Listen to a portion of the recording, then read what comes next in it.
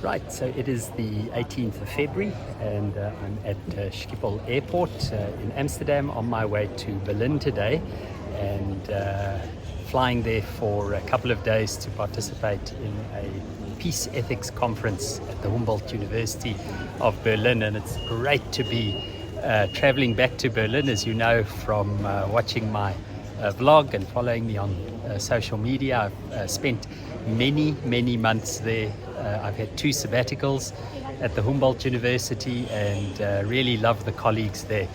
Professor Torsten Meireis from the Berlin Institute for Public Theology is our host, and there'll be a number of colleagues, some from the Free University, my colleague Matthias Smallbrucher and myself, and then some former colleagues from Stellenbosch, colleague Dr. Fundola Oloyede, and from the University of the Western Cape, Domain Solomon, and a number of other folks. And in particular, we are trying to discern, to work out what should be a responsible Christian theological and ethical engagement with contemporary conflict. And my sense is probably that the 3 primary forms of conflict that we'll be focusing on will be the Ukraine-Russia war, with Russia having invaded Ukraine, and what should Ukrainian citizens do, what should the reaction be for their self-protection but also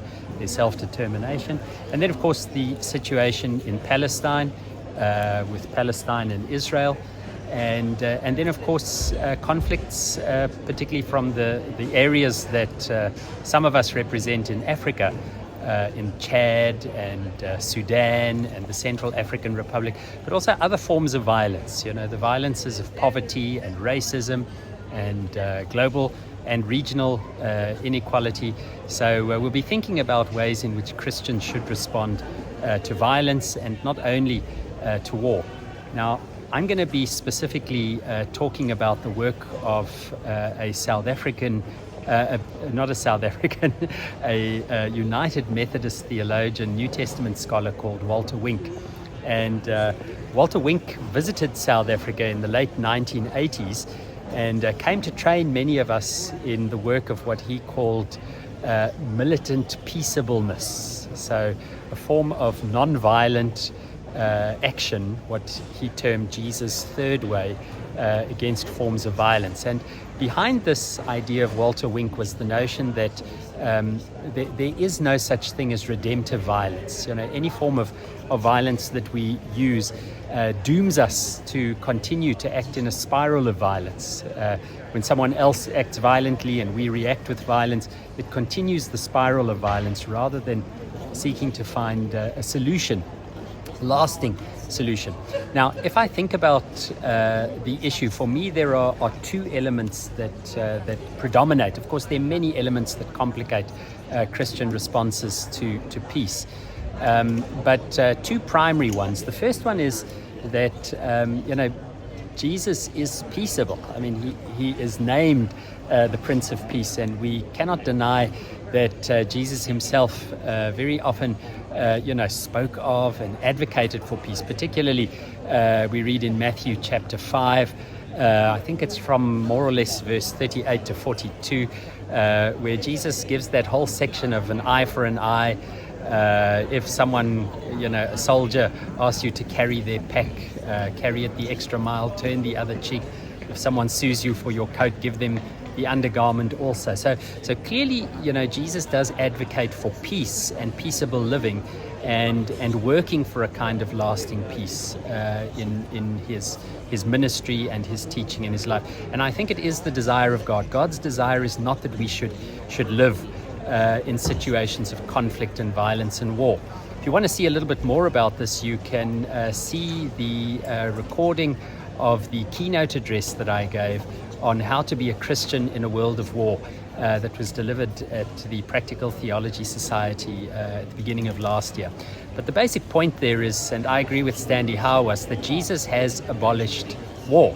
The abolishment of war is a reality, and our responsibility as Christians is to figure out how do we live as people of faith in a world in which there is ongoing war and conflict, in which war has already been abolished, in which violence has already been overcome. So how do we live in the in-between time between the coming and the not yet, the already abolished and the not yet free from that conflict?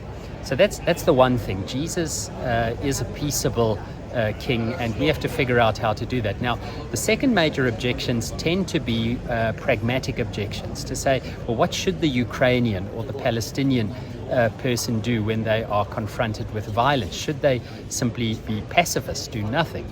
And it would seem to me that the two elements that complicate that are the elements of justice and the elements of temporality, of time. So what is the just and right thing to do, and when should it be done? Because of course we recognize that sometimes we can do something which is the right thing to do, but do it at the wrong time, and further injustice. For example, if you respond to an act of violence with force, but only do so after the act of violence has taken place, then that could be seen as a form of retribution or perpetuating an ongoing cycle of violence.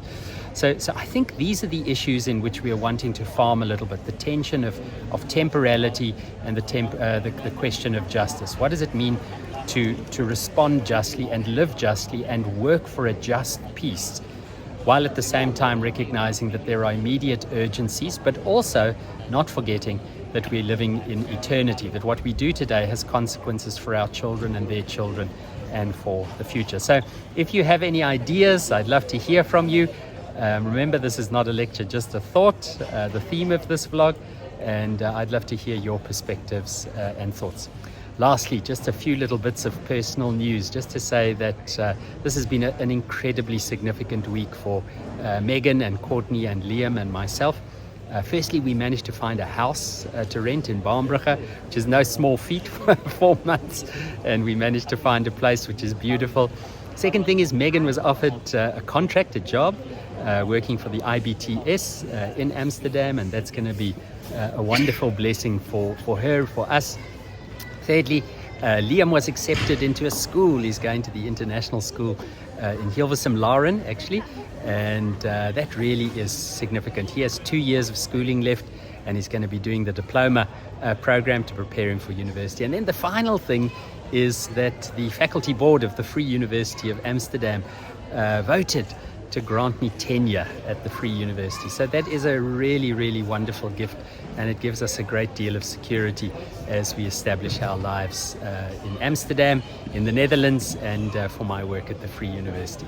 So thanks for your care and your prayers, and I'd love to hear your thoughts and ideas on how we live justly and timelessly as Christians who live in a world in which war has been abolished, but there are still conflicts and wars around us. So drop me a comment at Digital Dion on X, Twitter, Instagram, or on Threads, or Dion Foster on YouTube, or my website dionfoster.com. So thanks for watching.